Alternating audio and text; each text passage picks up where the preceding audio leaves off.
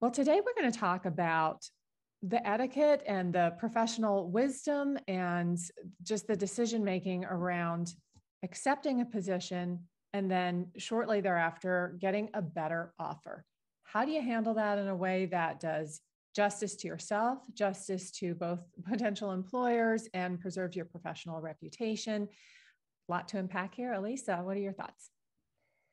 Yeah, and it's really interesting and relevant because there's a position that I'm working on right now that one of my candidates is in this headspace right now, and I think from a recruiter standpoint, at the end of the day, I want to bring in the best person for the role for the company, but I also want to bring in somebody who's equally excited about the role. If that's not somebody who is going to be this person, I'm all about those transparent conversations, and things happen, and you can start a job and be working with a company for a month, and the company has to make decisions and potentially could let you go, and that they have to make that decision. So I'm a big proponent of, you do have to do what's best for yourself, and there is a way to do that in a graceful and tactful manner. And I think when you are having those conversations early on in the interview process, most companies might ask, "Hey, are there any competing offers? Are you exploring any other opportunities? Are you in any final stages with other companies?" Because that also provides the candidate with, okay, well, yes, if the answer is yes, there's other opportunities on the table. I've had a final round. I'm expecting an offer. You can have that candid conversation and say, hey, we're in the early stages of this process. Think you're a really great candidate. We'd really like to move you forward. But with the other offers that potentially could be on the table, let's just keep in touch. Let's have an open and honest conversation about where you're at in the process. But there's nothing at this point that we can do to push this process along.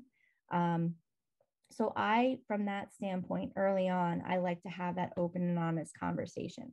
However, it happens, right? And I think when you've accepted an offer before you even started there, and there's another offer that comes, and that's the offer that you want, I think you really have to be honest with yourself and weigh the pros and cons about the decision and what this means for you professionally. And is this decision that you're going to make, is it going to be worth it in the long run? And I think that if you have accepted an offer, and let's say accepted an offer and haven't started yet, and then this other offer comes along, you have to act quickly. If you know that you're not going to take that other offer that you've already accepted, you also have to look, did you do your start paperwork? Did you sign a contract? What are the terms of that contract? What does it mean to get out of this offer? And once you've got all of your ducks in a row, act quickly and have a very candid conversation. And I think people will be more, it's not an ideal situation for anybody to be in, but I think people will be more, that human side of it, people will be more understanding. I've actually been in this situation before, and I agree with you. You have to, at the end of the day, do what's best for yourself because, you've got to live off of that paycheck. You've got to build that career. And so it's just very important, I think. And I think most people get that. They may not like it, they'll be disappointed, but I think it's all in how you handle it. And I think to your point, Alisa, being, prompt, being transparent, being considerate, that will preserve your professional reputation and, set you up for success going forward. And it's just, the best way to do that, to handle it, to be fair to everybody involved. But it happens, right? It's reality. And I think everybody gets, if they have a better offer come up, that just makes more sense for them. A company isn't going to want you to stay there in a state of regret, Mm-hmm, mm-hmm. I definitely think it's in the way you handle it and communicate. I've been on the other side of it as someone trying to fill a role before I left to a different role. And this person was very excited about it, had let me know that they were moving forward. I had let the people know that he was going to be working with, that this was happening. And I got an email literally the Friday before that person was supposed to start on a Monday. I believe that's kind of how it went down. And I did not handle it well, just because I was like, you've had time to let me know. And there was like this time crunch that that person was aware of, because of that transition. Anyway, all to say, to Elisa's point, to Sue's point, there's a professional, tactful way, graceful way of handling it. And that's definitely not one of the ways to do it. I have a question, Elisa. Let me get back to where I was in my head. If you have a situation where, goodness, what was I going to say? I had it on the tip of my tongue. I should have written it down. You kick in, Sue, because I'm going to have to remember what I was going to say. What if you've already started? What if you've started the job and all of a sudden you get an offer because you've been applying to things for several weeks or whatever? Then how do you handle that? Does it change the rules? I don't think so. I think you have to, again, reflect and really think through the decision. You may be curious to have that conversation. And if you feel like there's something that's not that you're going to regret not having that conversation, you should have that conversation. Again, there's tactful ways to handle this. It does, unfortunately it does happen all the time. But on the flip side of things, I always like to go back to, we as the candidate, we as the employee, thinking about how to navigate and make sure, we have to give 2 weeks notice and we have to do this. But if there's a reorg, if there is, they have to make cuts. I mean, I know that a lot of companies will do what they need to do, but you have to do what's best for you. And there's a way to do that in a tactful, graceful manner. And, it's, if you're having a conversation with this other company and say, I just want you to be, I want to be very honest with you and say, hey, look, I recently started at another company, but I have always had my heart set on this particular opportunity. And be open. I think people are more receptive if you're honest. I think it even goes into using an offer to leverage another offer, and it does leave a bad taste. And I think that, yes, you want to be mindful of being able to negotiate what's best for you, but I'm a believer in being honest and direct and transparent. And if it's not the right thing, or somebody gets really upset because you've made that decision and they don't handle it well, then maybe why am I blanking on you dodged a bullet? A bullet, yeah. Well, this actually ties into what I remembered what I was going to ask. Obviously, transparency is key. Do you feel, I mean, I would think maybe some people feel that if they're too transparent, when someone asks potentially in an interview, are there any competing offers? You mentioned that earlier, that might negatively affect or impact their odds of being offered this position potentially with this company. Is that true? Or is there any weight there? Let's debunk that myth, if so, because that would be the only reason I think that someone would hesitate to be forthcoming on that. Or does it also potentially appear that they're leveraging another opportunity to get maybe more money or what have you? How is that received by an employer, since you're in that situation often, I'm sure? Yeah. I think that for me, if I know that somebody is, if a candidate says, yes, I am in the interview stages and it does sound like I might be getting an offer, to me, that speaks to the value of that person. And I think that if there is somebody, and I also want to preface this by saying this should not be a negotiating tactic if it is not true, because then you're just being dishonest, and that's in poor taste. And I can't tell you how many people have reached out to me and said, hey, I've got other offers on the table, and to push something along, to think that they're going to get a quicker response because they use that. And so I want to be very clear that it's important that just from an integrity standpoint, to be careful of using that as a negotiating tactic if it's not true. Because I'm a recruiter, and I'm a pretty perceptive individual, and I can smell bullshit. So I mean it, and I don't mean to be blunt, but I know that, you've been doing this a long time, and you get a sense. But when somebody comes forward and says, hey, yeah, I'm interviewing, and some people are very honest and they say, but this is the opportunity that I really want. My dream is to work for this particular brand within the company.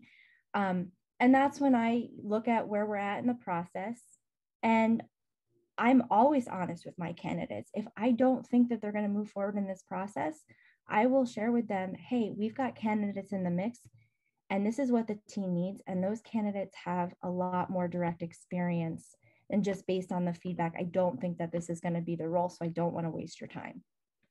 And not everybody is going to be that direct. Not everybody's going to be that honest.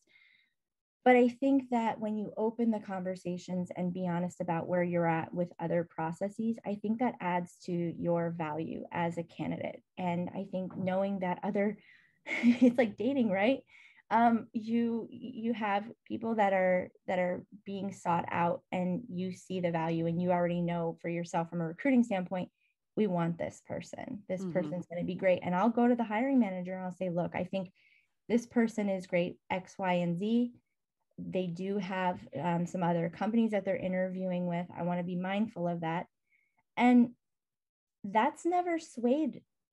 In my 3.5 years with my current company, I haven't seen that be a determining factor.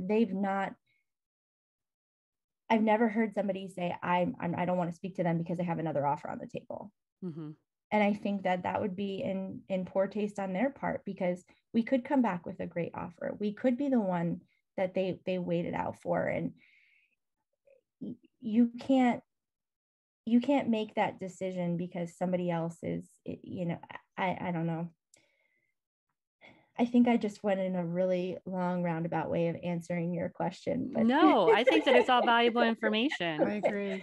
Because it's giving us the perspective of the employer and how they're looking at it, and that you're answering it exactly that. Because I think that, to my point, is that the only reason I feel someone would want to even be, keep the cards close to their vest, basically, on that, is because they fear that organization, the asking organization, is going to use it against them. But if they're not, and you're saying that, again, if you've been in that role for a while, you can smell something fishy, and you can kind of see when someone is being honest, and it adds to the integrity and the character of that candidate, and is actually a plus in bringing them on, then there's really no reason why not to be transparent. Right. So, Alisa, we started out talking about, is it kosher to accept an offer and then say, I got a better one, change my mind. And I think we've established that if you do that in a diplomatic and honest and forthright way, it's fine to do that.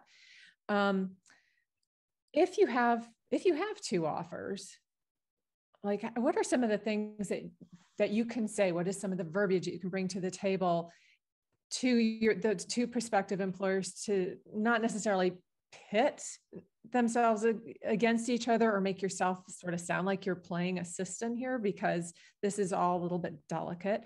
But if you really aren't sure which one is the better choice for you, what is some language that you can take with you to those two prospective hiring managers and say, I have another offer and I'm really trying to decide what can you do that will swing me towards you? Yeah. And right, it's a very delicate balancing act. And I think that, and hopefully you have, that person that's been with you throughout that process, recruiter, HR, whomever it may be, who can talk with you through that. But I think that that's where you'll have that advocate in that. And, I think I have I have talked people out of that opportunity, and I'll ask the questions, well, for long-term career and brand and longevity, what is more important for you right now? And I'll give an example of something that happened last night. So last night, I had this candidate who I extended an offer to. And this particular candidate is also being considered for another role within the same company. And she had asked me, she called me and she said, and she's early on in her career. So I also think that this is very applicable. And the more that you do this, the more comfortable you'll be with just that negotiating process in general, because when you're right out of college, you may not necessarily know, and it may feel awkward and you don't want to reveal anything because you feel like you're not going to get a job and you feel like you need to have that job because you just got out of college. So this particular person said to me, hey, I just found out this, and here it is. That was information no one shared with me, that this person was in consideration for another role. And we talked it out, and she said, I want to work in broadcast. When I graduated with a degree in journalism, I wanted to be on the broadcast side. And I have this great opportunity to work in the heart of politics and covering politics in DC on the broadcast side. And the opportunity that I'm giving her is digital content where, it's very much writing.com stuff and everything like that. So her thing was, I was really, really excited about this opportunity. And I love the idea of working for this team. And then all of a sudden, this opportunity in the part of the industry I want to be in came along. And I said, look, whatever happens and whatever decision you make, the value that you'll bring to this company is something for me. I want to make sure that she can be a part of the company in some way, somehow. Yes, it sucks for me as a recruiter because I have to start that search all over for my role if she doesn't choose it. But at the end of the day, you want to be excited about the role you're coming into. And if you have two competing offers, you want to talk it out and have that conversation. And maybe you go back to whoever it is who's been your point of contact and ask some follow-up questions. If growth and advancement is important to you, what does that look like here? What does it look like at the other company? In the industry that I want to be in, the next couple of years where I see myself in career, which one is going to get me there faster? And then also the projects that you're taking on, what actually is more interesting to you? Get a sense of what those projects are on each side of the company and and get an idea of what the types of things are going to be. What speaks to you more? And I think, we talk a lot about just, society in general is always listen to your gut and trust your gut. And I'm a big believer in that. I think if there's something inside of you about one of those jobs that is just not sitting right, you have to examine that. You have to look at that and say, what's going on here that doesn't feel right to me, because I think your gut is also going to help you make this decision. Obviously, be rational and look at the pros and cons of both, weigh the decisions. Maybe you can even figure out if there's somebody that or somebody in your network who works for each of those companies that you can pick their brain about that company. But be really, again, if you feel like maybe you have an ally in one company over the other, meaning the recruiter, have that conversation. I jumped on the phone with this candidate last night and I said, let's talk this out. Let's help me understand. And while yes, I want her to choose my opportunity, I also don't want her to leave in 6 months because she's unhappy. Mm-hmm. And exactly. I think from the perspective of the recruiter and the employer, we want somebody as equally exciting. So just open up that dialogue and say, and hey, look, this other company offered this, this was the offer. I'm really excited about this. I just have a couple of questions. Can we talk it out? And really take some time to think about it. I think also when you're offered a position, you may feel like you have to give this answer right away. Take a beat. Let me read it over. Let me think about things, and really excited. Grateful for the offer, but I'll get back to you. So wise. And I mean, through this whole conversation, what I'm hearing as sort of a summing it up is be true to yourself, listen to your gut, do the best thing for you. And then whoever you're saying no to, just do it respectfully. And it comes back to a word that Vanessa and I use a lot. Well, all three of us use a lot on this episode or on Profesh Sesh, is being respectful and showing the person you're saying no to that I really gave this a lot of thought and I really do appreciate this opportunity. I just, with this new information and set of circumstances, no longer feel that it's the right one for me, but that doesn't mean I didn't value it and I don't appreciate it, because I think in that way you are moving forward professionally. You're doing it in a way that you're not going to leave a bad taste in anybody's mouth. You'll preserve your reputation and you'll still be able to be true to yourself. And at the end of the day, nobody wants a employee who is going through their day-to-day going, darn it. I know. What if, Yes. What ifs are horrible. That's the one thing I was thinking the entire time Alisa was talking. I was like, the what ifs or the why didn't I? You don't want to have those moments. You want to make the right decision. And taking a beat is very powerful, Alisa. Just taking a moment to really think things through, not feeling obligated to give a yes or no right then. That's powerful. Yeah. And I also just want to acknowledge, like, Alisa is amazing. She might sound like the unicorn of recruiters, but I feel that alone could be such a decision maker. If you go to the person that's been your point of contact and you want to think this out loud and be transparent, and you're getting any type of negativity, whoa. Like, wow, that could be the icing on the cake right there. That's all you needed to say, you know what? I've made my decision. Thank you so much. Yeah. So there are definitely different, it might not be that big of a decision. Like it's a big decision, don't get me wrong, but it might not be this like, oh, I'm so torn after you start having these dialogues with people, because it might just be that apparent. That'll clarify it. Yeah, exactly. I mean, you could be in a great position where you're working with two amazing people, two amazing companies, and that obviously becomes more difficult.